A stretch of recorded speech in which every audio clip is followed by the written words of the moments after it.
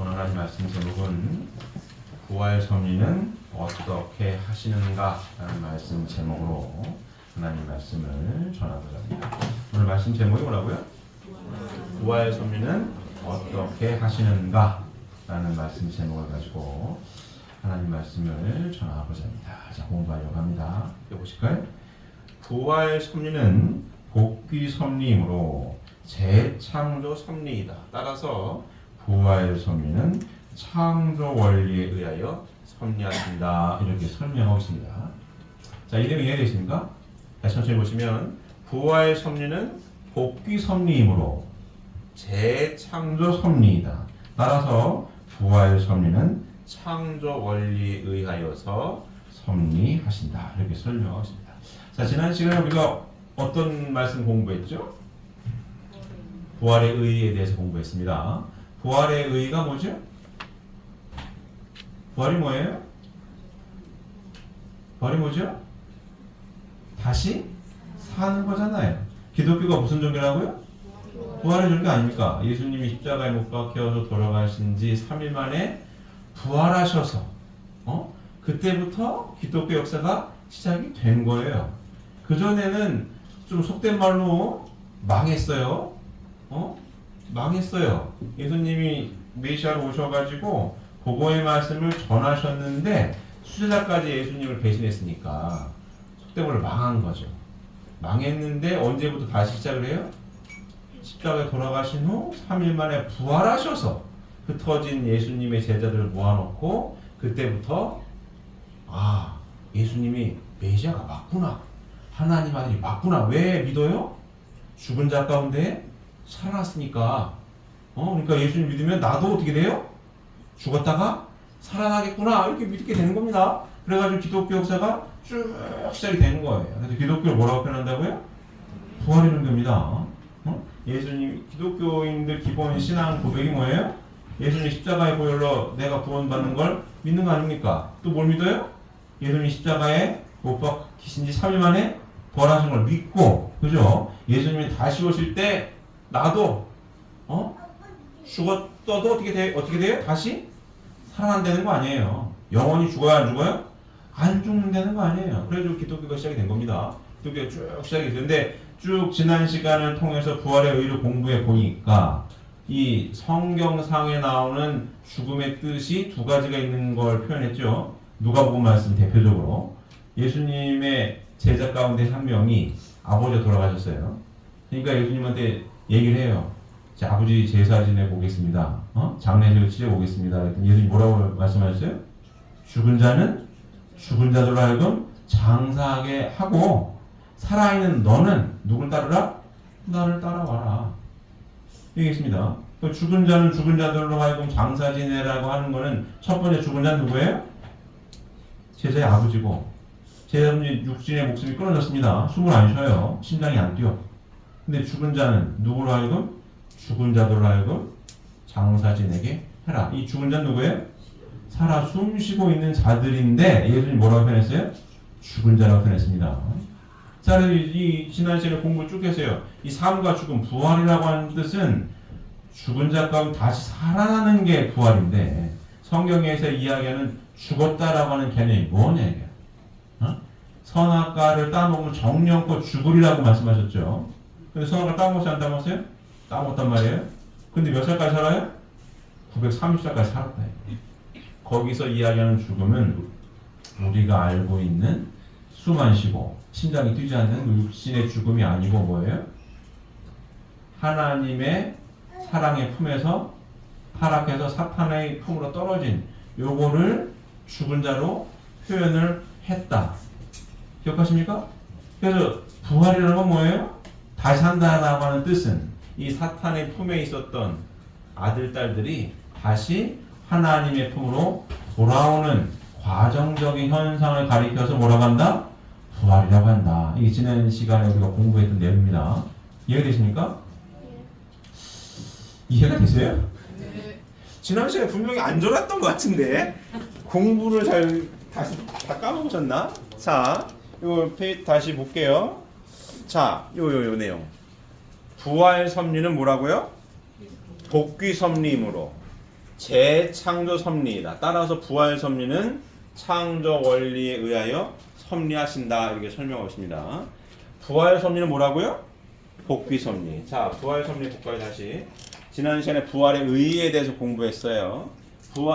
부활의 의의에 대해서 죽은 자 가운데 다시 죽었다 살아나는 걸 부활이라고 하는데, 지난 시간에 공부한 걸 되짚어 보면 숨 안 쉬고 심장 뛰지 않는 육신의 죽음이 아니라고 우리가 공부했습니다.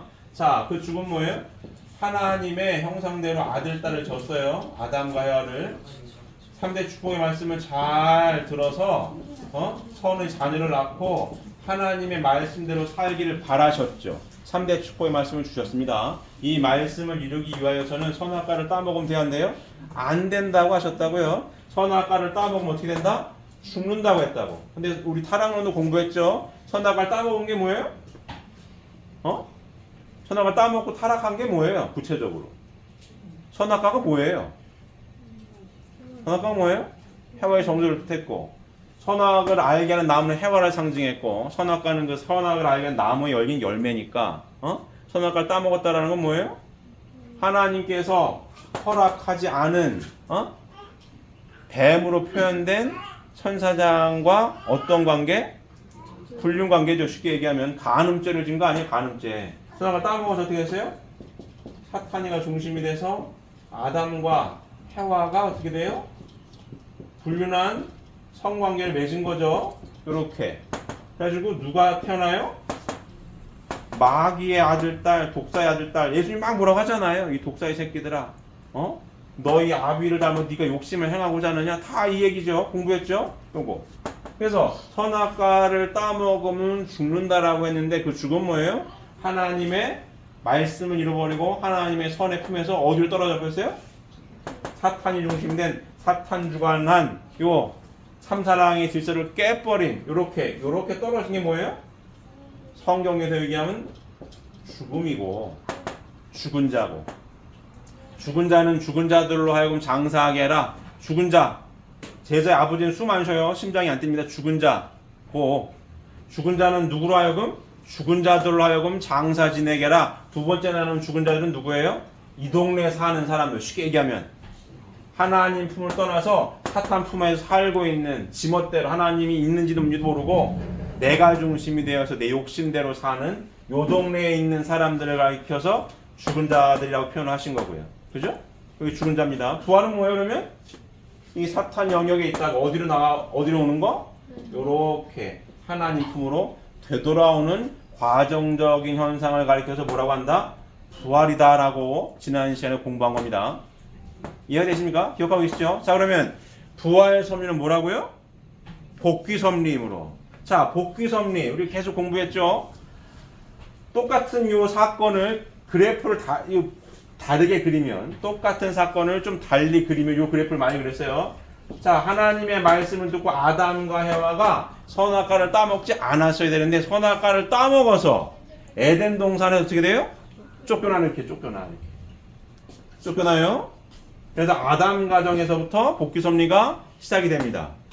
에덴 동산에서 쫓겨났다는 얘기나 선악과를 따먹어서 죽었다는 얘기나 똑같은 얘기입니다. 죽었어. 에덴 동산에 살았으면 여기 살아야 되는 건데 선악과를 따먹어서 이렇게 선악과를 따먹어서 에덴 동산 밖으로 쫓겨난 겁니다. 맞습니까? 공통점은 뭐예요? 하나님 품을 떠났다는 거지. 하나님이 계신지 안 계신지 모르고 살아. 복귀 섭리 떨어졌어요. 그럼 복귀 섭리 시작이 됩니다. 어디서부터? 아담 가정에서도 복귀 섭리가 시작이 돼요. 아담 가정에서부터 하나님 품으로 다시 복귀 뭐예요? 본연의 위치로 되돌아가는 거 아니에요. 에덴 동산에서 쫓겨났으니까 에덴 동산으로 다시 가야 돼. 한꺼번에 점프가 안 되니까 복귀 섭리를 통해서 하나님 품으로 나아가는 섭리 뭐예요? 복귀 섭리 시작이 됩니다. 아담 가정에서도. 그 다음 누구예요? 성경상의 대표적인 인물이 노아. 그 다음 누구예요? 아브라함. 그 다음 누구예요? 모세. 그 다음 누구예요? 예수님. 그 다음 누구예요? 재림들 이렇게 쭉. 이 대표도 많이 그랬죠? 기억하기 쉽게 이렇게 간단하게. 이렇게. 그래서 결국 재림님께서 오셔서 어디로 가요? 에덴 동산으로 돌아가는 거. 이거 복귀 섭리죠.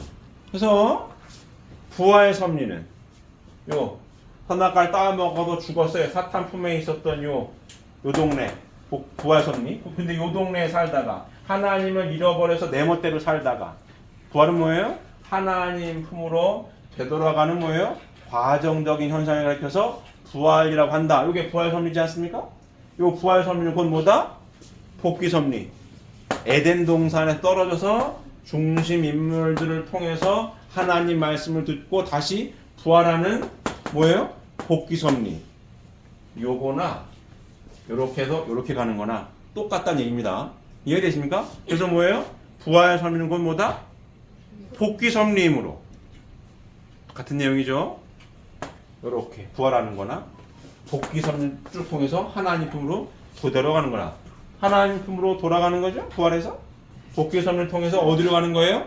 에덴 동산 하나님 품으로 돌아가는 거 아니에요. 그래서 부활 섭리는 곧 뭐다? 복귀 섭리이므로 이 문장이 이렇습니다.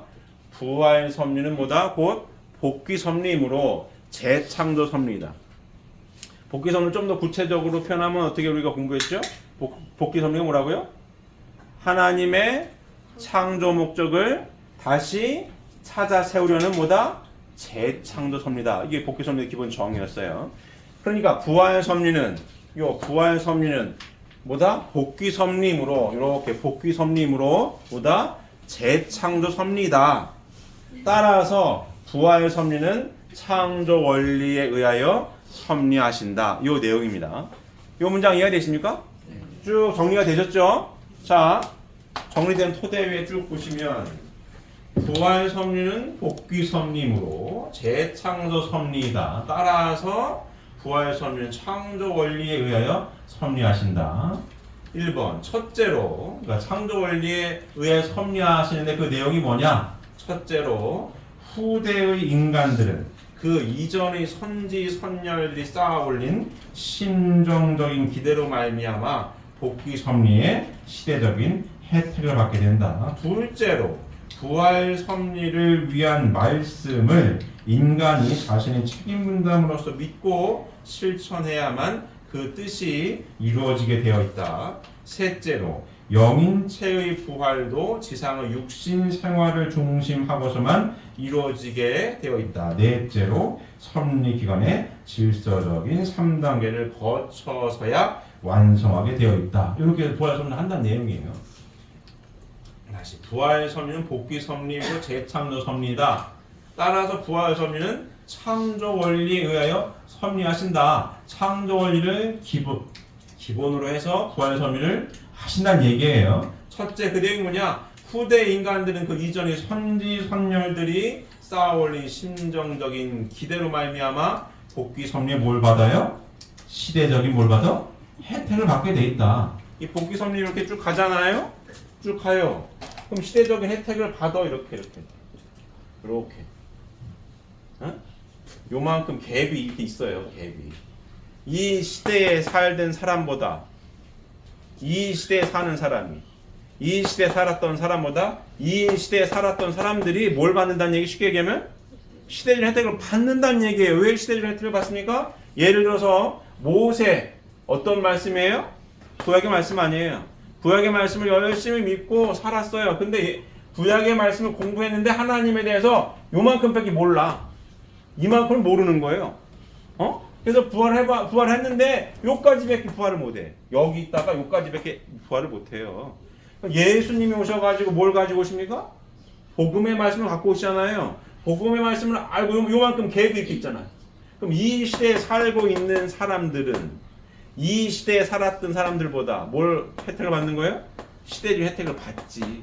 이 토대 위에 구약의 토대 위에 신약이 있으니까 그 얘기입니다. 그러니까 이 시대에 살았던 사람들은 당연히 후대가 시대적인 혜택을 받을 수가 있다. 이 얘기가 1번이에요. 첫째로 후대의 인간들은 그 이전의 선지 선열들이 쌓아올린 심정적인 기대로 말미암아 복귀 섭리 시대적 혜택을 받게 된다. 첫 번째. 두 번째 뭐예요? 부활 섭리를 위한 말씀을 인간이 자신의 책임 분담으로서 믿고 실천해야만 그 뜻이 이루어지게 되어 있다. 셋째로 영인체의 부활도 지상의 육신 생활을 중심하고서만 이루어지게 되어 있다. 넷째로 섭리 기간이 질서적인 3단계를 거쳐서야 완성하게 되어 있다. 이렇게 설명하고 있습니다. 여기서 뭐예요? 세 번째 얘기 많이 들으셨죠? 부활은 어떻게 할 수 있다? 영인체의 부활도 뭘 통해서? 지상의 육신 생활을 중심하고서만 이루어지게 되어 있다. 이렇게 설명을 하고 있는 거예요. 많이 들으셨죠? 그래서 누가 중요해요? 왜 시대적인 혜택이 있는 거예요? 육신을 쓰고 있을 때. 자, 이거도 공부 많이 했죠. 하나님 창조가 부활 섭리는 곧 복귀 섭리므로 재창조 섭리이다. 따라서 뭘 근간으로 해요? 하나님 말씀 창조 원리를 근간으로 한다 이거예요. 하나님 창조를 근간으로 한다는 얘기입니다. 간단히 얘기하면 하나님 인간을 어떻게 창조했어요? 이렇게 이중 구조로 창조했잖아요.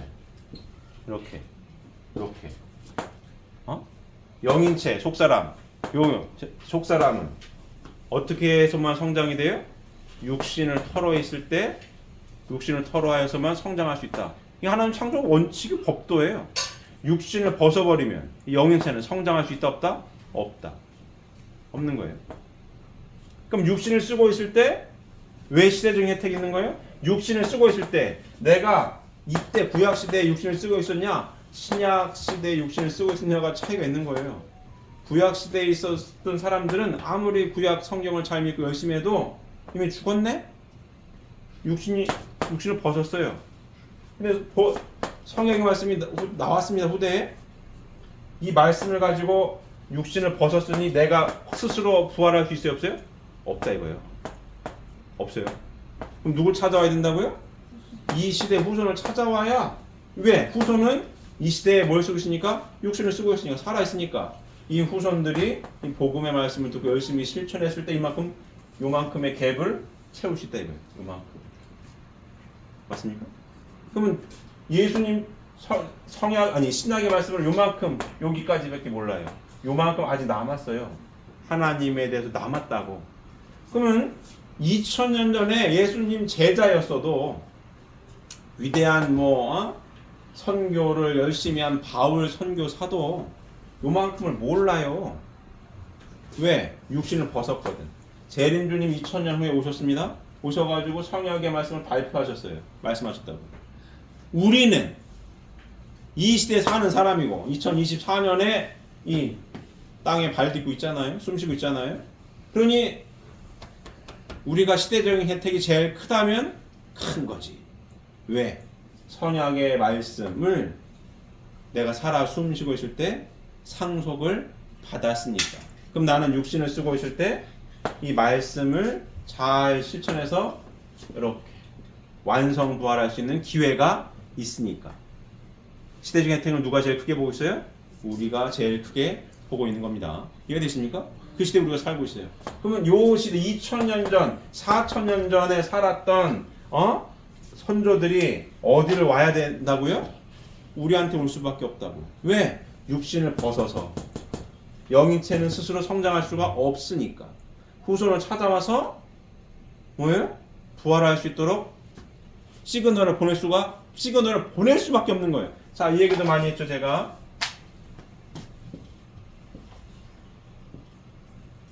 1번, 2번, 3번 동그라미. 1번 어머니 태중에 10달. 2번 동그라미 태어나서 지상에서 한 100여 년. 3번 동그라미 뭐예요? 시공을 초월한 세계. 근데 이 공간이 어떻게 되어 있다고요? 겹쳐 있다고. 분리되어 있는 게 아닙니다. 어머니 태중에 있어요. 임신했을 때. 1번 동그라미보다 어디가 더 커요? 2번 동그라미가 더 큰 거 아니에요? 2번 동그라미에서 1번 동그라미 아주 크게 영향을 미칠 수 있습니다. 그러니까 임신했을 때 잘해주라는 일을 하는 거예요. 왜? 영향을 엄청나게 많이 받거든. 어디 영향을 받아요? 2번 동그라미 영향을 받아. 그럼 2번 동그라미에 살고 있는 우리들은 공간이 어디가 더 커요? 3번 동그라미가 더 크니까 시공을 초월한 세계니까 3번 동그라미 영향을 받아야 안 받아요? 받는다고. 분리가 되어 있지 않습니다. 항상 강조하지만 이 시간, 이 공간에도 3번 동그라미에 있는 이 선조들은 왔다 갔다 하는 거예요. 영향을 받습니다. 왜 자꾸 와? 왜? 속사람이 완성이 안 됐으니까. 성령의 말씀을 육신이 없어가지고 스스로 공부하고 실천해가지고 스스로 성장할 수가 없어요. 그러니 어떻게? 육신 쓰고 있는 우리들에게 자꾸 와가지고 쉬운 말로 시그널을 보내. 내가 있다요, 내가. 제발 어떻게 살아달라? 요렇게 부활된 삶을 살아야 된다라고 자꾸 시그널을 보내는 게 3번 동그라미가 하는 일이야, 이렇게. 그래서 제가 많이 얘기했죠. 인생이라고 하는 게 잘 살아야 되는데 내 마음대로 행복한 인생을 살고 싶은데 마음대로 안 되잖아요. 왜? 자꾸 왔다 갔다 하니까. 왔다 갔다 하면 영향을 받아가지고 내가 내 마음이 내 마음대로 되는 건지 안 되는 건지 잘 몰라요. 쉬운 말로 내가 정상인지 정상이 아닌지를 잘 모를 때가 많아요. 왜? 자꾸 영향을 받으니까. 이해되십니까? 그래서 한 번밖에 없는 인생 행복하게 살려면 재림주님이 이 땅에 오셔가지고 요 성약의 말씀으로 세상을 구원하겠다라고 던진 화두가 뭐라고요? 행복한 인생인 거예요. 남녀노소 뭐 국경을 초월하고 인종을 초월하고 민족을 다 초월해서 모든 인류에게 재림주님이 오셔가지고 던진 화두가 뭐예요? 행복한 인생, 행복한 인생. 행복한 삶을 원하십니까? 이 성약의 진리 말씀 가운데 다 있습니다. 이게 결론인 거예요. 우리 성약의 말씀에 뼈대가 되는 원리 강론은 굉장히 논리적입니다. 굉장히 체계적이에요. 연역적인 방법으로 첫 장에 딱 못을 박아놨어요. 아주 그냥. 인간은 누구나 불행을 물리치고 행복을 찾아 몸부림치고 있다. 이게 딱 첫 장, 첫째 줄에 아주 못을 박아놨어. 그냥. 이게 화두예요. 행복한 삶을 원하십니까? 성약의 말씀이 있습니다. 영원한 세계까지 행복한 삶을 살 수 있어요. 어디에? 성약의 말씀 안에. 그래서 창조원리부터 쭉 있는 거예요. 근데 뭐가 있어요? 오늘 공부하고 있는 부활론이 있는 거예요. 부활론은 뭐 어디에 대한 얘기예요? 3번 동그라미에 대한 얘기예요. 보이지 않는 세계에 대한 얘기를 한다. 왜 얘기를 합니까? 인생 살아가는 데 있어서 행복하게 살고 싶은데 자꾸 건들거든. 3번 동그라미가 어떤 줄 알아야 내 인생을 행복하게 살아갈 수가 있기 때문에 부활론이 있는 거예요. 이해되십니까? 그리고 공부하는 거야. 우리가 신앙생활 왜 한다고요? 행복하게 살려고. 한 번밖에 없는 인생 행복하게 살려고 이 시간 공부해요. 근데 이 시간에 지금 주제가 뭐예요? 부활론이에요. 왜 부활론이 왜 있다고요? 그 3번 동그라미 자꾸 개입을 하니까. 3번 동그라미 어떻게 움직이는지, 하나님 창조가 이중구조로 되어 있는데 나는 어떻게 삶을 살아야 되는지, 이 복귀 섭리를 통해서 어떤 말씀을 주셨는지, 이 말씀이 왜 중요한지 이 부활론이 쭉 나옵니다. 그래서 공부하고 있는 겁니다. 이해되십니까? 자, 다음 보시면, 자 그러면 지상인에 대한 부활 섭리 보시면 아담으로부터 아브라함에 이르기까지의 2000년 기간은 다음 시대에 들어 부활 섭리를 하실 수 있는 그 기대를 조성한 시대가 되었다. 그러므로 이 시대를 부활 기대 섭리 시대라고 합니다. 부활 섭리를 시작한 아브라함 때로부터 예수님에 이르기까지 2000년 기간은 소생 부활 섭리를 해 나오셨다. 따라서 이 시대를 소생 부활 섭리 시대라고 한다. 이 내용 이해되십니까? 자, 이 도표는 동일한 도표입니다. 자, 보시면 아담으로부터 아브라함에 이르기까지 2000년 기간은 다음 시대에 들어, 잘 보세요. 부활 섭리를 하실 수 있는 그 기대를 조성한 시대가 되었다. 뭘 할 수 있는 시대예요? 부활 섭리를 하실 수 있는 그 기대를 조성한 시대가 되었다. 그러므로 이 시대를 부활 기대 섭리 시대라고 한다. 여기부터 아담부터 어디까지요? 아브라함까지 요 기간을 얘기해요. 요 기간은 뭐라고 표현했어요? 부활 섭리를 하실 수 있는 그 기대를 조성한다 이거예요. 그래서 부활 기대 섭리 시대. 그럼 이 시대에는 부활이 돼요, 안 돼요? 쉬운 말로 안 된다 이거예요. 왜 안 될까요? 부활 섭리는 어디부터 된다는 얘기예요? 여기부터. 부활 섭리를 시작한, 그죠? 부활 섭리를 시작한 아브라함 때로부터 예수님 이렇게 얘기하잖아요. 부활 섭리 어디부터 시작이 돼요? 요 때부터 시작이 됐다 이거예요. 아브라함 때부터 언제까지? 이때부터 시작이 됐다 이거야, 진짜.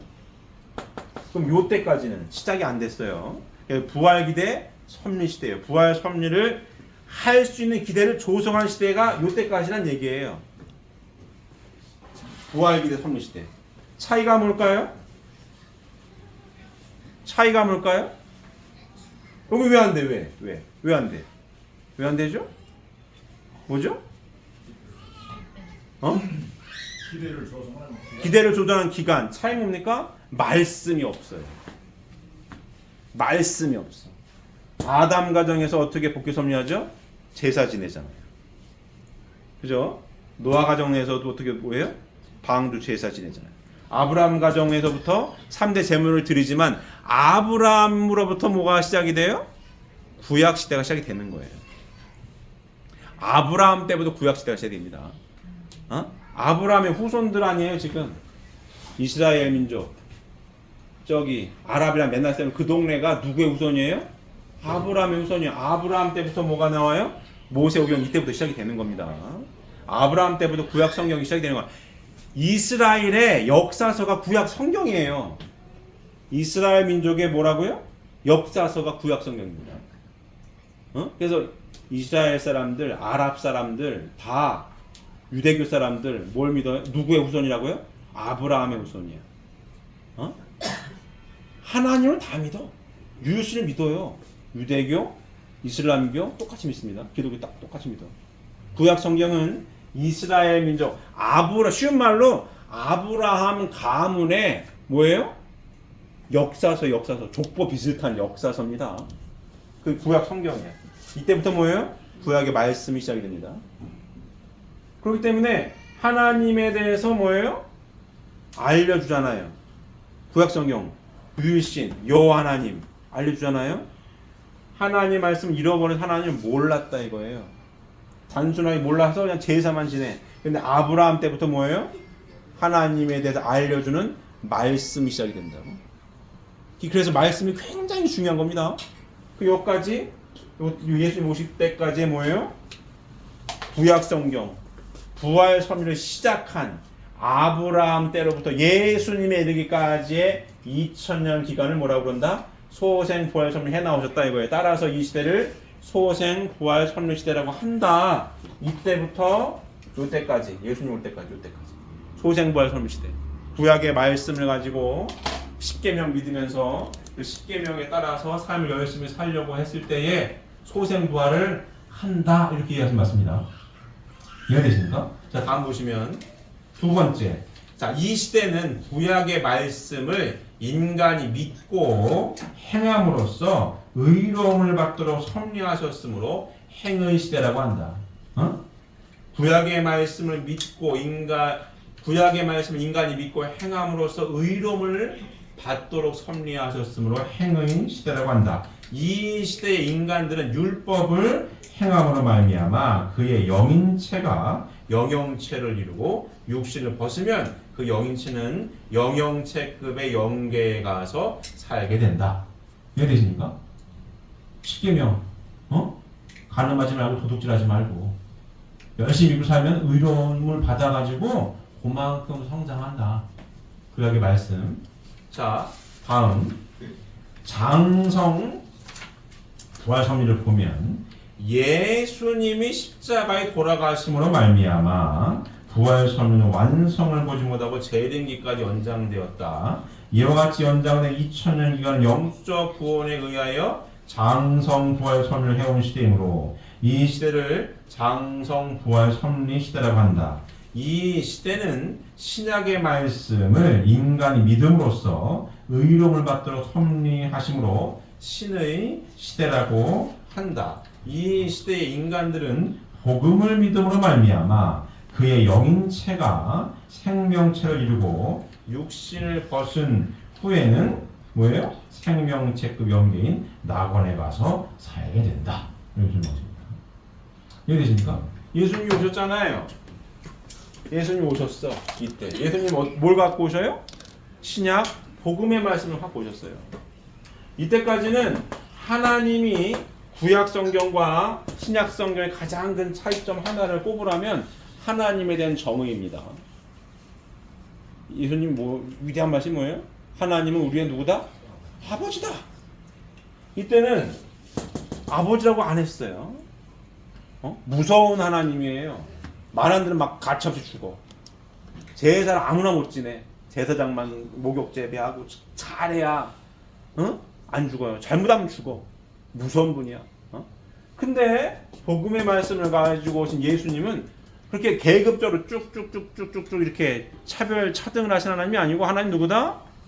우리 아버지다. 공평하신 분이야. 소외된 자의 하나님이심을 밝힙니다. 예수님 제자들이 다 어부, 세리, 창녀들이었어. 소외된 자들.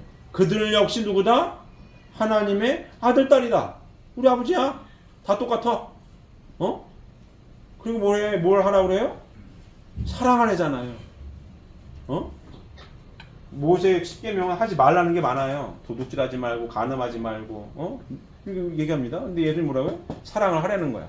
원수를 사랑하고, 내 이웃을 내 몸과 같이 사랑하고, 오른손이 안 보이면 왼손이 모르게 하고, 이렇게 얘기하십니다.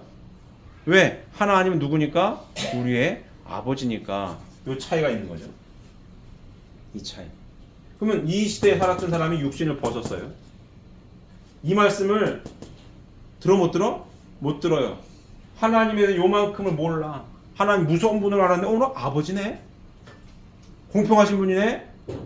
이거를 예수님 때부터 알게 됐다고. 그러면 여기 있었던 3번 동그라미 있는 사람들은 이 신약 시대 와가지고 뭐 해야 되는 거예요? 신약 말씀을 공부해야지. 공부하고 누가? 후손이 공부하고 신약 복음 말씀대로 실천하게끔 협조를 해야 부활하게 되는 거고. 요걸 어떤 부활이라고요? 지금 장성 부활 섭리 시대, 이 시대를 가르쳐서 장성 부활 섭리 시대라고 설명을 하고 있습니다. 자, 다음 보면 좀 완성 부활 섭리 보면 재림하시는 예수님에 의하여 영유가을로 부활하여서 부활 섭리를 완성하는 시대를 완성 부활 섭리 시대라고 한다. 이 시대는 신구약을 이루기 위한 새 말씀을 믿고 주님을 직접 모심으로써 의로움을 받도록 섭리하심으로 신의 시대라고 한다. 이 시대의 인간들은 재림 주님을 믿고 모심으로 말미암아 영유가을로 완전히 부활되어 생명체를 이루게 된다. 이와 같이 지상에서 생명체를 완성한 인간들이 생활하는 것을 지상 천국이라 하고 육신을 벗으면 생명체급 영계인 천상 천국으로 가서 살게 된다. 이렇게 설명했습니다. 이해되십니까? 자, 예수님이 오셔서 복음의 말씀을 쭉 밝혔어요. 근데 예수님 뭘 약속하시죠? 다시 이 못 박혀 돌아가시면서 뭘 약속해요? 재림할 걸 약속한다고. 내가 다시 오마? 다시 오마. 왜 다시 옵니까? 뭘 못 박혀서? 하나님에 대한 요만큼의 말씀을 못 밝혀서. 천국문 열쇠를 누구한테 줬다고요? 베드로한테 주잖아요. 그리고 당신 어디에 가서 머무른다고 하십니까? 낙원에 가서 머무를 거야. 그리고 내가 다시 올 거야. 왜 다시 옵니까? 이만큼 밝히지 못했거든. 하나님에 대해 요만큼 몰라요. 그러니까 다시 올 수밖에 없는 거죠. 다시 오시는 거예요. 다시 오시는 재림주님이 어떤 말씀을 갖고 오십니까? 성약의 말씀. 말씀이 이루어지는 성약의 말씀을 갖고 오셔서 말씀을 펼치셨습니다. 펼치신 말씀을 한마디로 그래프로 그리면 그림으로 요렇게 살 때보다 완성 부활할 수 있다. 이렇게 설명하면 간단한 거죠. 예수님은 이 말씀을 주지 못했어요. 하나님 우리 아버지고 뭐예요?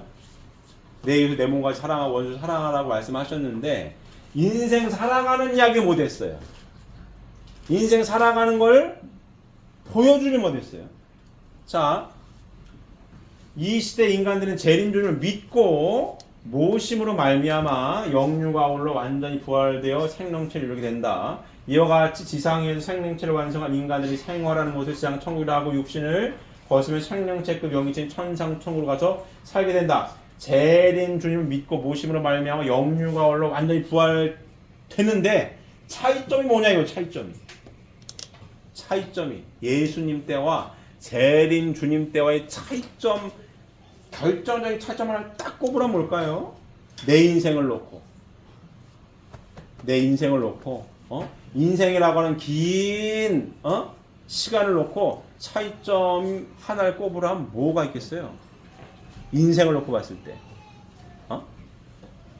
인생 혼자 살아요? 혼자 사는 게 아닌 거예요, 인생은. 근데 예수님은 혼자 살았거든요.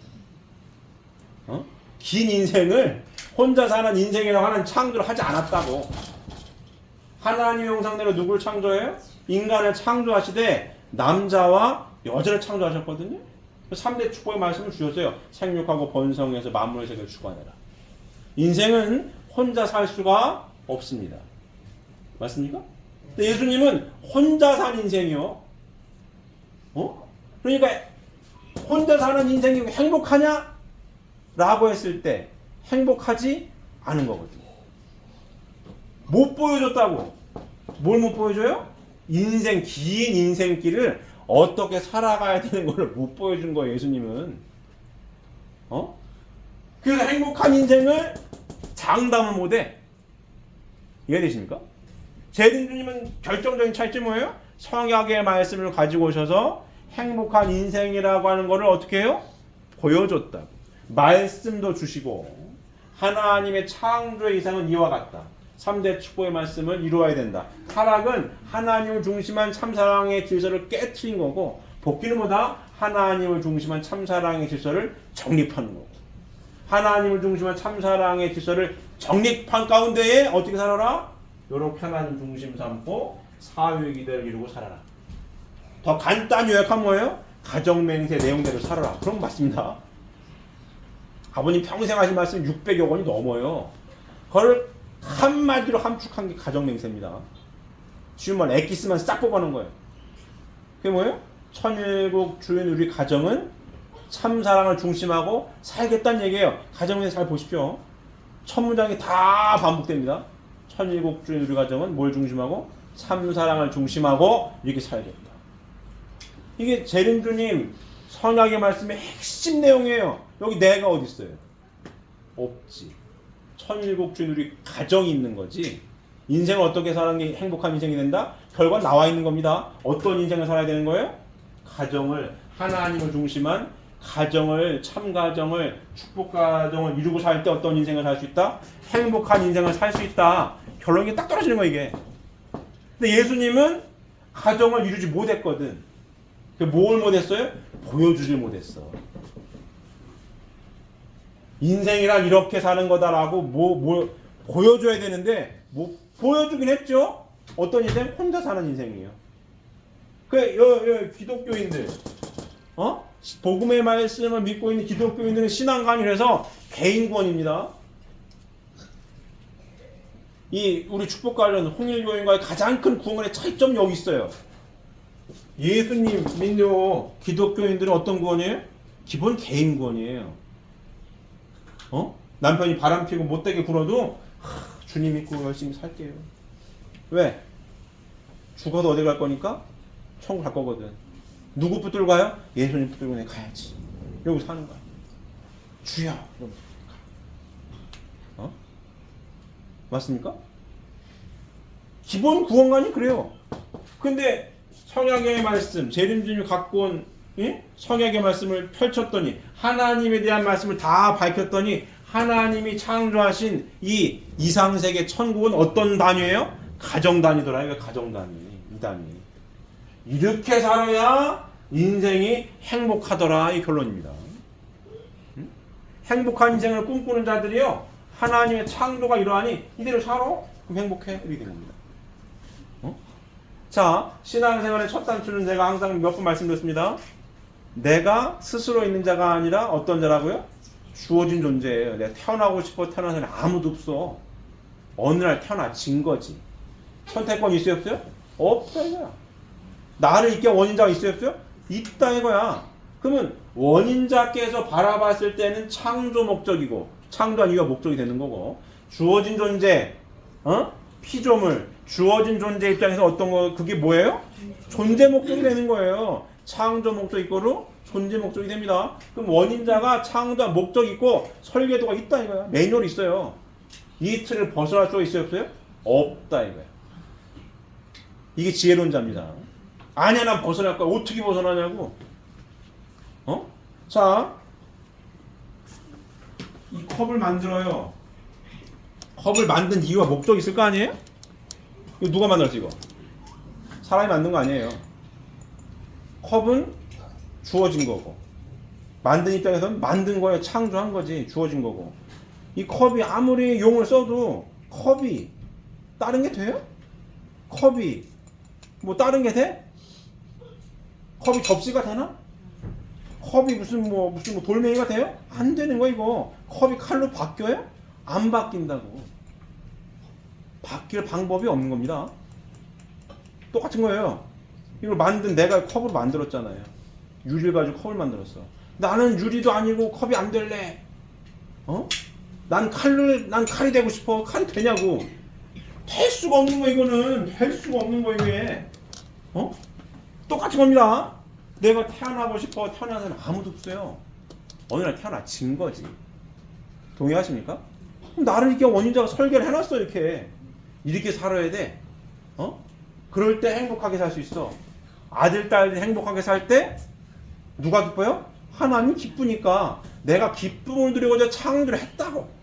창조의 주인공으로 나를 닮은 아들, 딸을 창조의 주인공으로 만들어 놓고, 이 아들, 딸들이 하나님 말씀대로 잘 실천하고 살아서 아들, 딸이 아유 행복하게 너무너무 행복하게 살고 있어요. 그거를 누가 보고 싶은 거예요?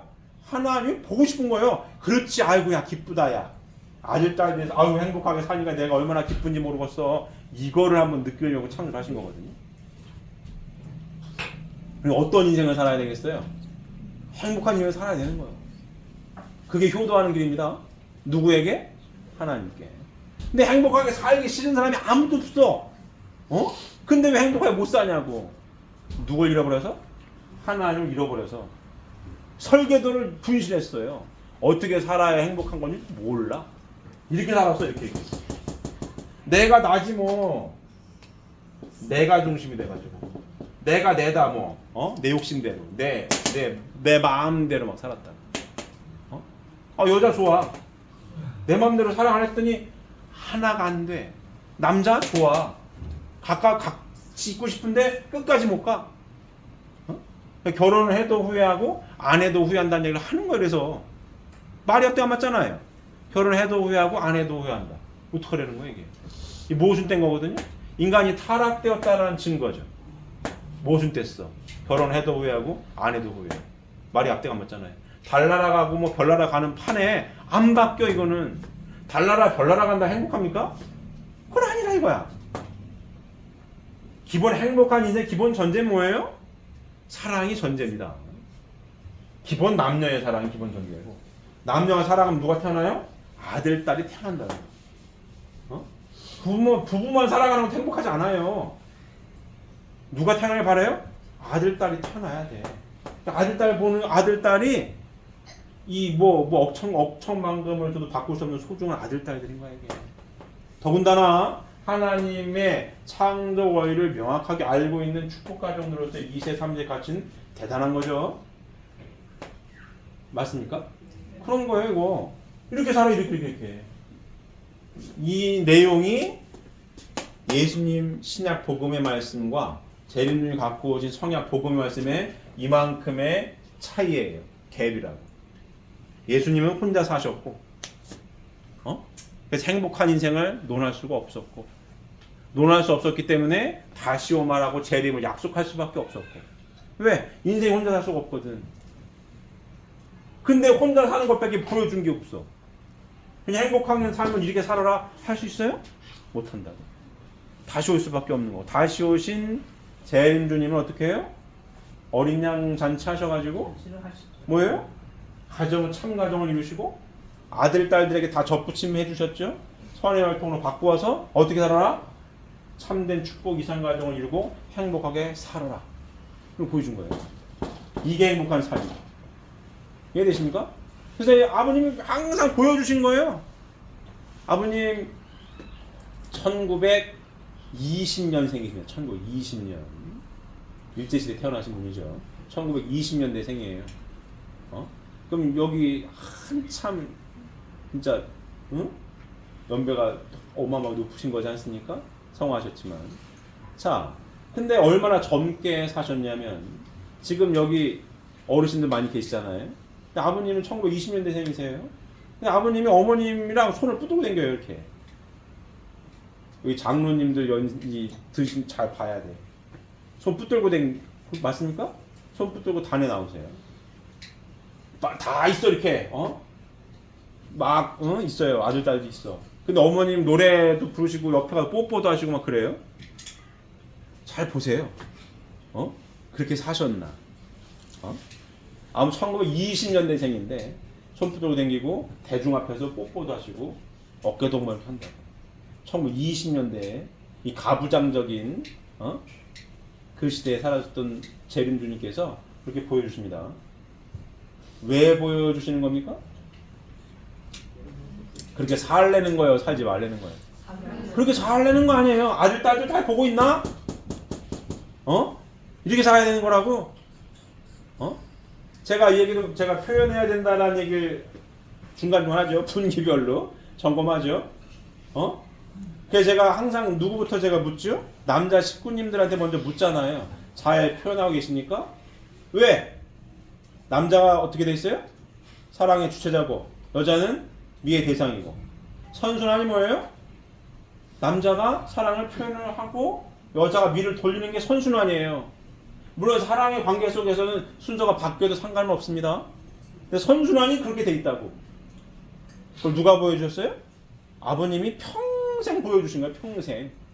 평생을 엄청 들고 단에 오시고 수백 명 수천 명인데도 옆에 가서 뽀뽀하시고 어깨 동무하시고 누구 보고 배우라는 거예요 지금? 아들 딸들 보고 배우라는 거예요. 어떻게 해라? 부인한테 이렇게 참사랑을 뭐해라?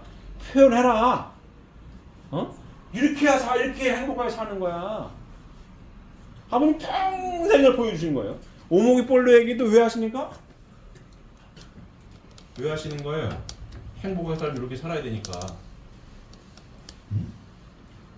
그래서 말씀하시고 보여주신 거예요. 예수님은 그걸 못 하신 거고 행복한 인생을 논할 수가 없어. 혼자 살아가지고 재림님 오셔가지고 이렇게 축복가정, 사위기 되는 축복가정을 이루고 살아야 되는 거야. 이를 보여주신 거예요. 메시아께 재림님께서 보여주신 겁니다. 이해되십니까? 그럴 때 오늘 제목대로 그럴 때 뭐가 된다고요? 완성부활이 된다고.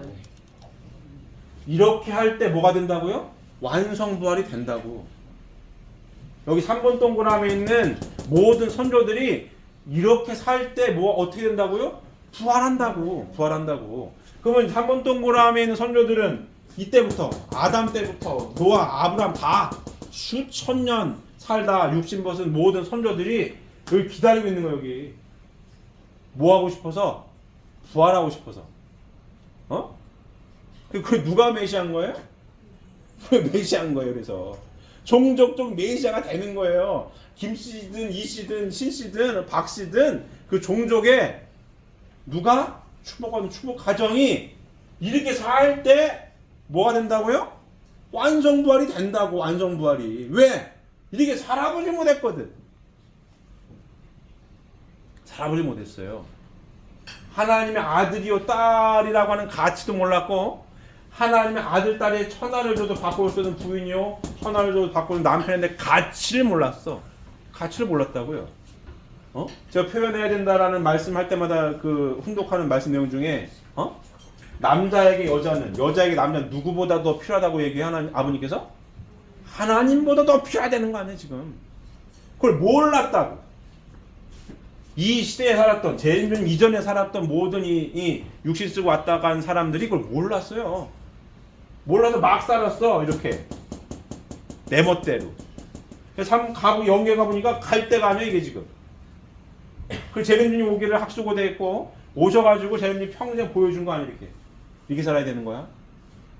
손 붙들고 다니시고 대중 앞에 뽀뽀도 하시고 1920년대생이십니다. 1920년대생이야. 근데 대중 앞에 뽀뽀도 하고 어깨도 이렇게 했다고. 이렇게 살게. 그럴 때 어떻게 되는 거예요 지금? 완성벌이 된다는 거 아니에요. 그걸 평생 축복 과정들한테 보여준 거예요. 말씀으로도 이렇게 체계적으로 다 설명하셨고 삶으로도 보여준 거야. 봤니? 잘 봐야 돼 아들 딸들 손 들고 다니는 거야. 잘 봐야 돼 이렇게 뽀뽀다 이렇게 해야 되는 거야. 이렇게 살아 이렇게.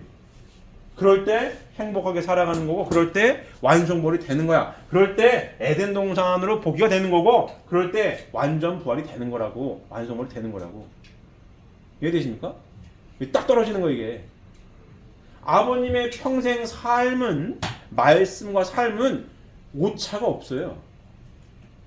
오차가 없어요. 그리고 우리들에게 뭘 허락해 줘요? 내 이름으로 기도하는 시대를 열어주시는 거 아니에요. 어떤 조건이에요? 완성 부활했다는 조건으로 에덴 동산에 다시 복귀한 아들 딸이라는 조건으로 열어주시는 거 아니에요. 복귀가 됐다 이거야. 하나님의 완성의 말씀을 다 상속해 줬으니 중보자가 필요 있어 없어요? 없다 이거야. 그러니 뭐예요? 축복가정. 본연의 아담과 해와가 이루지 못했던 걸 이룬 축복가정들이니 축복가정 이름으로 뭐래라? 하나님께 보고해라. 보고. 기도도 아니요. 보고해라. 아버지하고 아들 딸과의 관계 대화지. 보고해라. 메시아가 맞죠. 재림이 맞는 거예요. 그리고 평생 어머니가 보여주는 거야. 이렇게 살아야 돼. 그래 완성부활 되는 거고 복귀 섭리가 마무리되는 거야. 이렇게 살아야 된다고. 그래 행복하다. 이걸 평생을 보여줘. 평생을. 아버님 평생을. 이게 신앙입니다. 이게 신앙인 거예요. 울면서 눈 감고 막 기도한다고. 물론 그것도 신앙이 좋은 겁니다. 근데 그게 다가 아니에요. 그게 다가 아니라고. 뭐가 더 중요해요? 손 붙들고 당기는 게 더 중요한 거예요. 너 이렇게 많은 사람들이 보든 말든 사랑하는 부인한테 뽀뽀하는 게 더 중요한 거라고. 맞아요. 그래야 어떻게 사니까? 행복하게 사니까. 그래야 완성벌이 되는 거고. 에덴 동산의 모습이에요. 그게 에덴 동산의 모습이라고. 이 제일주님 주신 말씀이에요. 그거를 누가 기대하고 있어요? 기다리고 있어요? 3번 동그라미에 있는 선조들이 학수고대하고 있는 거야. 근데 육신을 토로해서 영인체가 성장하잖아요. 육신 쓰고 있을 때 이 말씀 올라가지고 이렇게 살았어. 이 얘기도 제가 많이 했죠. 육신 쓰고 있을 때 직업이 도둑이에요. 내가 육신 쓰고 살 때 도둑질하면서도 아들 딸한테 도둑질하고는 안 해. 넌 나처럼 살면 안 된다 이러지. 근데 영계에 가면 그게 안 된다는 거 아니에요. 3번 동그라미에 갔어. 내가 평생 도둑질했어. 근데 부활해야 되겠네. 그러면 2번 동그라미 우선을 찾아가지고 시그널을 준다는 게 도둑질을 시킨다는 거 아니야. 그게 지옥인 거죠. 그게 지옥이 딴 게 지옥이야. 그게 지옥이야. 도둑질하면 안 되는 걸 알 거 아니야? 육신을 벗었더니. 근데 할 수밖에 없어. 왜? 그게 벌이에요. 쉽게 얘기하면. 그럼에도 불구하고 2번 동그라미에 있는 축복가정은 내가 하나님 아들인데 도둑질하면 안 되지. 하나님 딸이 그러면 안 되는 거지. 말씀이 기준이 돼야 하나님 아들답게 살아야지. 그러면 안 돼. 도둑질 안 해. 그럴 때 이 도둑질하는 조상이 부활 안 되는 거 아니야. 그럴 때 부활 안 되는 거 아니에요. 그 부활하면 도둑질을 안 시켜. 그 다음부터는. 이게 부활론입니다. 이해가 되십니까? 간단하죠? 그러니까 잘 살아야 되는 잘 살아야 되는 거야. 잘못 살면은 3번 동그라 가지고 부활해야 되니까 시그널을 보낸다는 게 그런 걸 시키는 거예요. 그게 지옥이지. 그렇지 않습니까? 그럼에도 불구하고 이 말씀을 계속 반복을 해가지고 공부를 하는 이유가 그런 겁니다. 자꾸 왔다 갔다 해. 이 동네 자꾸 건드려. 내 마음을 건드려. 근데 공부를 열심히 해가지고 아니지. 그러면 안 되지. 말씀대로 살아야지. 그럴 때 쉬운 말 도둑질하려고 했더니 아니지. 말씀대로 살아야 되는 건데 2번 동그라미가 중요한 건데 내가 지금 여기 사는데 성약시대에 사는데 그럼 안 되지. 할 때 부활한다. 누가 부활시켜주는 거예요? 누가 메시아인 거예요? 그래서 종족적 메시아인 거예요. 다른 이유 없어요. 무슨 돈이 많어, 권력 있어, 무슨 박사야? 그래서 그런 거 아닙니다. 중요한 건 하나님 말씀대로 축복받아가지고 산다라고 하는 거. 육신 쓰고, 그래서 부활시키는 거예요. 그래 내가 종족적 메시아입니다. 이해되십니까? 그런 거라고. 그럼 이렇게 산 조상이 다 이렇게 살았는데 하나 되게 하겠어요? 내 멋대로 사랑도 내 멋대로하고 내 멋 승리란 욕도 하고 막 이렇게 살았는데 육신을 벗어가지고 이렇게 사는 게 오라. 근데 이렇게 살아가지고 육신을 벗었네? 이렇게 살게 협조를 하겠냐고요. 안 하지. 이게 쉬운 게 아닌 거예요. 그래서 죽어도 안 해. 쉽지가 않은 거예요. 제가 얘기를 몇 번 드렸죠? 4대 성인 가운데 부부가 없어요. 혼자 성인인 거야. 부부가 성인인 거 봤어요? 혼자 성인이야 그냥. 왜? 소크라테스도 마누라가 어려워. 쉬운 말로 악처야. 쉬운 게 아니에요. 쉬운 게 아니라고. 어디가 천국생활 훈련 장소예요? 가정. 이 불교적 용어인지 어찌 모르겠지만 어쨌든 속세에서 도 닦는 게 진짜 힘든 거지. 저희도 말을 많이 들었습니다. 산속에 들어가서 혼자 좋은 공기 마시고 그냥 책 읽고 새소리 들으면 편하지. 눈 떴네? 부인 있고 남편 있네. 좋을 땐 좋아. 눈 떴네 마구 말이 안 통해. 이게 힘든 겁니다. 이게. 근데 여기서 뭐가 있다고요? 행복이 여기 있는 거예요. 그래서 이 공부합니다. 이 공부예요. 자식하고 하나가 된다? 쉽겠어요? 쉬운 거 아니에요 이거. 쉽겠냐고. 오죽한 무자식이 상팔자라고 했어. 내가 저놈을 낳고 내가 미역국을 먹었지 내가 이런 얘기하는 거 아니에요. 쉽냐고 이게. 쉽지 않아요. 근데 이 안에 행복한데 속상하면 무자식이 상팔자가 되는 거고 애가 속색이면 애가 효도하면 그래 아이고 내가 고생한 보람이 있다 이게 되는 거고 축복가정들은 어디 있어요? 이 안에 가정 맹세 안에 천일국 주인의 가정은 참 사랑을 중심하고 살 때 뭐예요? 행복한 거 행복한 인생이 펼쳐지는 거고 완성 부활 시대가 열리는 거고 천국 생활 훈련 장소가 가정이라고 명명하신 것도 기가 막힌 말씀인 겁니다. 어디서 돌을 닦을 건데? 산에서 도 닦아요?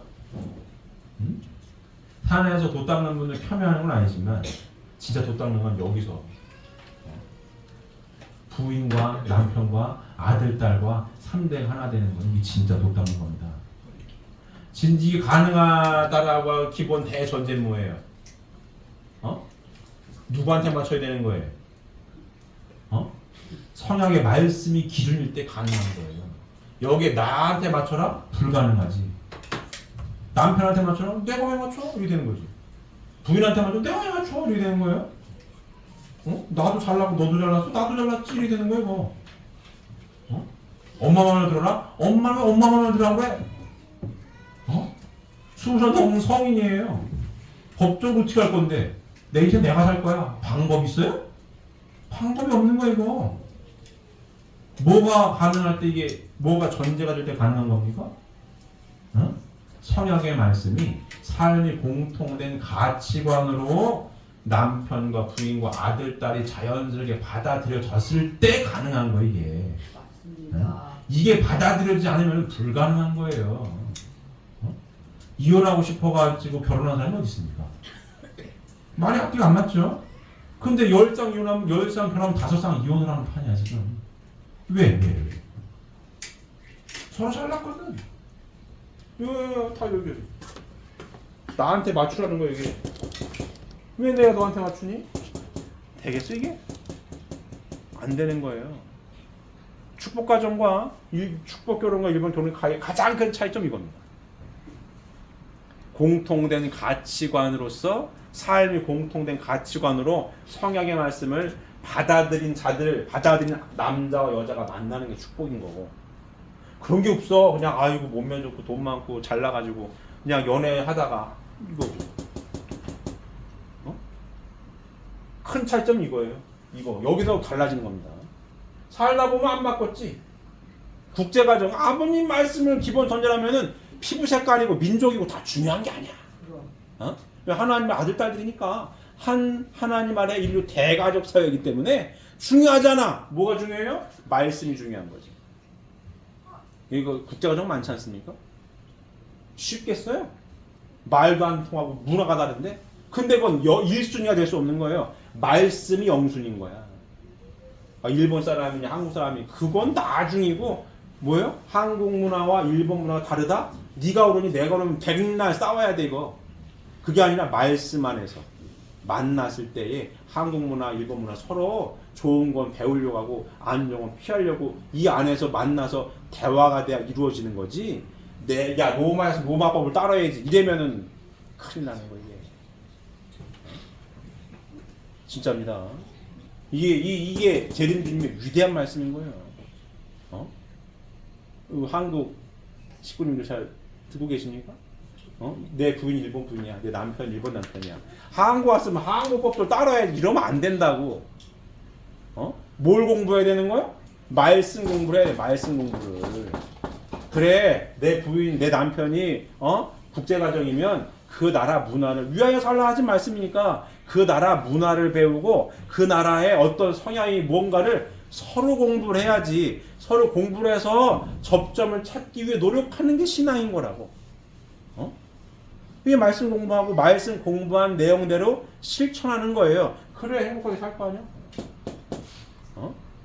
문화가 어떻고 딸 이래고 저러고 하면은 답이 안 나오는 얘기예요 지금. 말씀을 기본 전제로 해서 어떻게 삶의 매 순간마다 깨닫고 실천을 할 거냐 말 거냐가 중요한 겁니다. 이해되십니까? 그렇게 살 때보다 오늘 말씀 제목을 보면 완성부활하는 거예요. 부활 설명 어떻게 하시는가? 우리가 어디 살고 있어요 지금? 완성 부활 선민 시대에 살고 있습니다. 누가 메시아예요? 우리가 종족들이 메시아인 거예요. 어떻게 살 때? 이렇게 살 때, 성경 말씀대로 살 때, 이 3번 동그라미에 살고 있는 조상을 부활시킬 수 있다. 그리고 축복가정 역시 행복한 삶을 살 수가 있는 거고. 이해되십니까? 이해되십니까? 꼭 이 말씀을 잘 공부하셔서. 별로 중요합니다. 왜 중요해요? 보이지 않는 동네 왔다 갔다 하는 얘기를 하는 거니까. 이걸 잘 공부하지 않으면 문제가 벌어졌을 때 원인을 정확하게 집어내기가 어려워요. 안 보이는 동네 왔다 갔다 하는 거는 모를 수 있어요. 그래서 이게 필요한 겁니다.